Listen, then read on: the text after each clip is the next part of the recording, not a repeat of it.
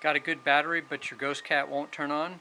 First, let's check the battery and then make sure it's properly installed. To check the battery, you have to push the I button. I stands for ignition. Make sure that's pushed down. Second, push the power button and you should see these lights show up for more than about 2 seconds and then they're going to go away. This battery is ready for action. Before installing, we'll turn it off. Follow me and we'll install this battery. But we're going to do it from the bottom.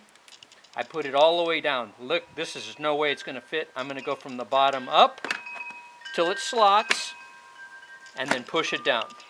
Let's do that one more time. From the bottom up till it slots, push it down. I'm going to push the I button. I'm going to lock the battery on the other side with the key. And then I'm going to make sure it's still working.